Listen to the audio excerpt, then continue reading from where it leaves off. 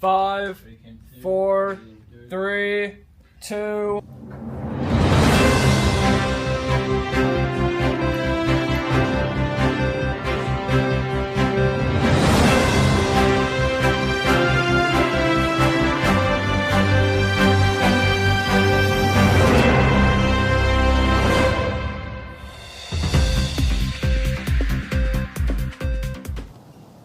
Good morning, everyone. And welcome back to Anchordown News, your #1 source for everything happening in and around our school. I'm Tiernan. And I'm Maddie.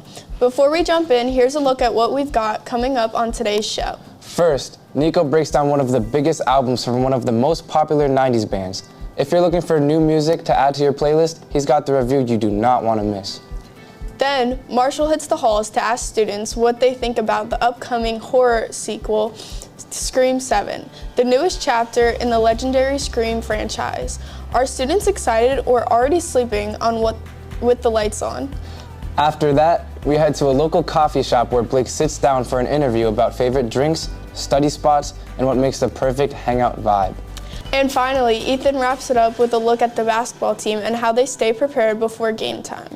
And also a look at your weekend weather forecast for the weather to grab sunglasses or an umbrella. We've got music, movies, coffee, and weather. What more could you need? Let's get into it. First up, Nico is giving us the inside scoop on one of the most talked about albums from the hit band Oasis. If you've been hearing it in the hallways between classes, this is probably why. Let's toss it over to Nico for the full review.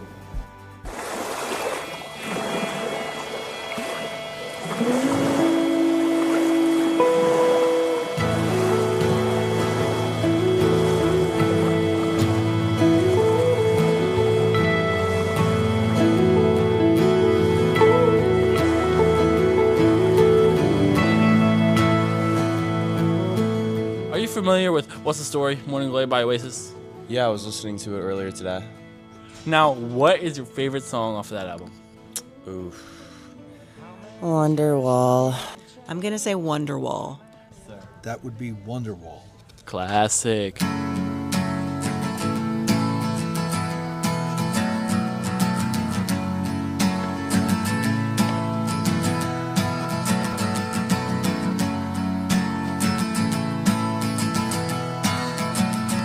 Now, if you had to rate that album 1 through 10, what would you give it? I'd probably give it a 9. Dude, what is your favorite song off that album? I would probably say She's Electric. Awesome pick. She's electric. She's in a family full of eccentrics. She's done things I've never expected, and I need more time. Now, I'd like to ask you, what is your favorite song off of that album? It's probably Don't Look Back in Anger. I would say that song's really cool. It's very Beatlesque, beautiful, but still pretty rockin'. I love it. Don't Leave in Anger. Good one. Slip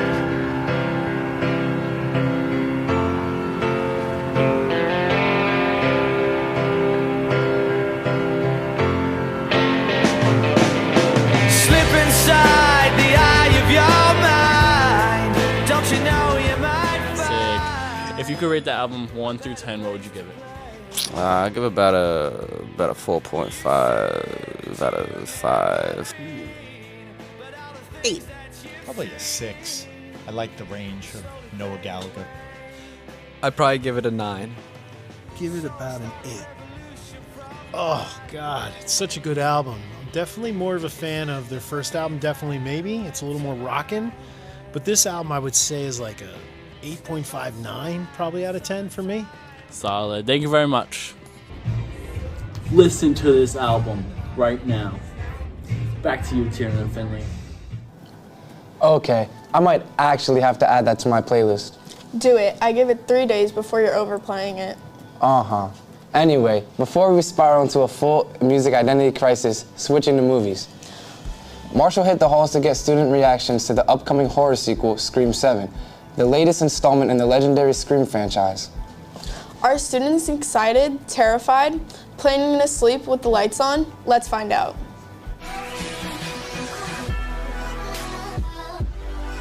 Yo, what is up, Henry Hudson? It's Marshall Colangelo with my first segment in a minute since the weather. Now we're gonna go interview people about Scream 7. Yes, sir. What is up, beautiful people? Who am I here with today? Mr. Rooney. The one, the only. Now, have you heard about Scream 7 being released? Yes, doesn't it come out this week? I believe so. It does come out this week. You should go watch it. Yeah. But if you were to pick one out of the 7, which one was your favorite? What's the one with the opening scene where it's like the movie theater? And they're all like attacking her at the beginning. Oh my god. I think that's what the substitute said. It's Scream 2, I think. Yeah, you're right. Scream 2. I guess that one. You put me on the spot there. Back to you guys. Now, have you heard about the new Scream 7 coming out? Yeah, I have. Actually. I think I'm gonna watch it. Oh, nice, dude. You just took the words right out of my mouth. Have you seen any other movies Scream movies prior before 7? Scream? Yeah, I think I watched the first or the fourth one. I haven't seen like the fifth or sixth, so I'm kind of excited for the 7th. Man, this guy's got to catch up, man. He's falling behind. Anyways, have you ever seen Scary Movie, though? Scary Movie, yeah. Oh, wow. That's a good one. Now, what do you think your favorite is out of all the 7 movies? 7. 7? I'd have to go 6. 6. Nice little 6-7, guys. Anyways. And for the final person today, I'm with the one, the only... Mr. Boy. B-Dog. Anyways, have you heard about Scream 7 being released? Bought my tickets already, Marshall. Oh, seriously? Yeah, This I'm guy's going 2 Thursday steps night. ahead. What is your go-to snack in that movie theater?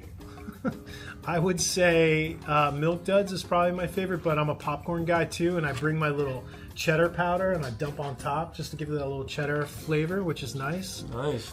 So what is your favorite series out of all the Scream movies? Favorite movie in the series of Scream, I would have to say, obviously the original is really good, but I'm partial to part 2, which is the one where Sydney goes to college. And I actually like 3 as well, the one that takes place in Hollywood. Little fun fact for people that have seen Scream 3 before, the one that takes place in Hollywood, actually it's the only Scream with 1 killer in the end. But in the original screenplay, there were 2 killers. Oh, that's right. And they cut it out, which was interesting. So, yeah, there you go. That's it today, man. I hope you guys have a great day, and you should watch Scream 7 because Mr. Boylan said so. Bye. Have a beautiful time.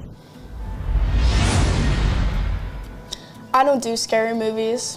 You don't do scary movies? Nope. The first time I watched Smile, I started crying right there in the theaters. Yikes. That's embarrassing. All right. Let's talk about some of your most embarrassing moments. Nope, I'm good. Next up, we're heading off campus virtually for a coffee shop interview with Blake. He's giving us a look at the local coffee scene, favorite drinks, and what makes perfect studying spot. Let's caffeinate and check it out.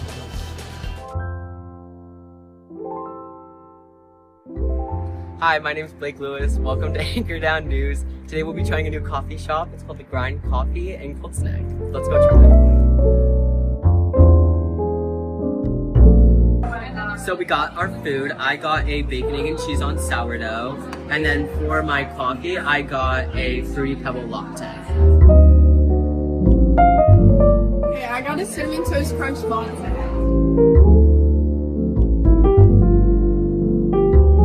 You're good. I got a strawberry matcha and a chicken apple sausage and cheese. Hi, I'm here with James. And what's it like working at The Grind? It's good. It's a good environment. Best food. That was an amazing breakfast. I do have to recommend coming back. It's The Grind Coffee Shop in Cold Snack. Literally Delicious Orchards is directly across the street, if that gives you guys any sight. But back to you, Tiernan and Finley in the studio. Now I want coffee. Huh, thanks. Hey, why don't I get one? You don't deserve one. Whatever. Anyways, to wrap things up, Ethan went courtside to see how the basketball team prepares for game day.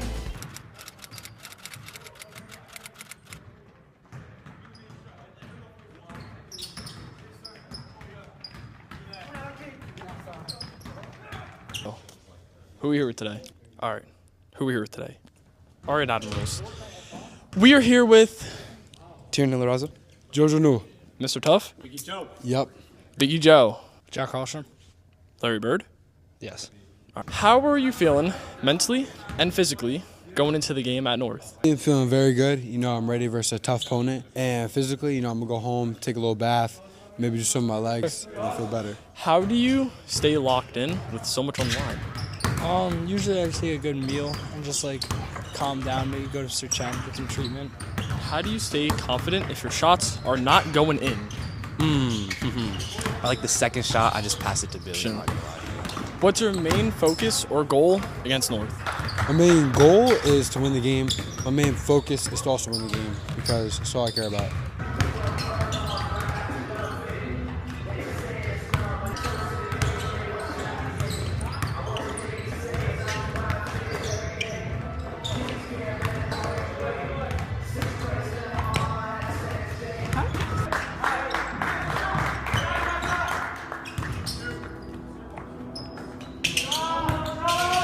When you step on the court at States, what is going to be going through your mind? We're going to win everything, and every time I get the ball, I'm going to shoot.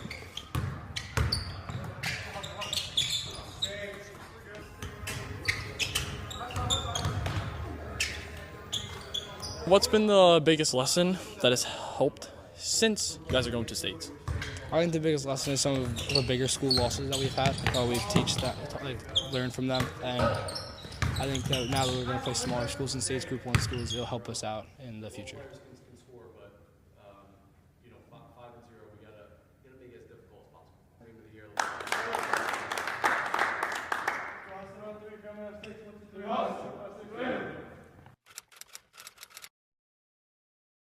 Number 2, Blakely Smith. Number 13, Mixio Tucker. Number 1, Billy Quinn. 11, Jack Hallstrom. Number 22, Kevin Newell.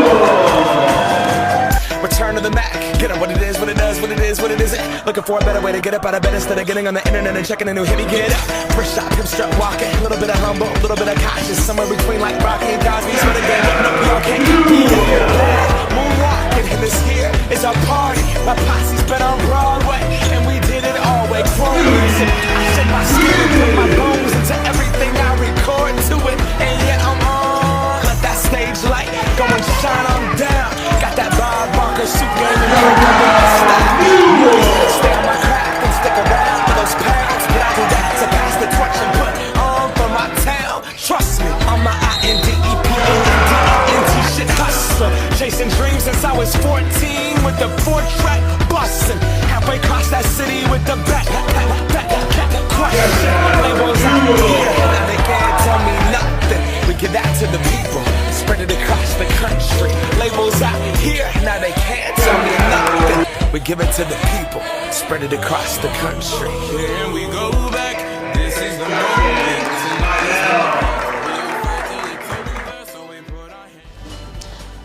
Wow, it's so cool to see how the team gets ready and take a look at what they do at practice. It really shows how locked in Hudson's scholar athletes are. Yes, I agree. Anyways, to end the show off with a bang, we have Ethan here once again with your weekend weather forecast so you can plan accordingly. Whether it's sunny skies or surprise rain, he's got you covered.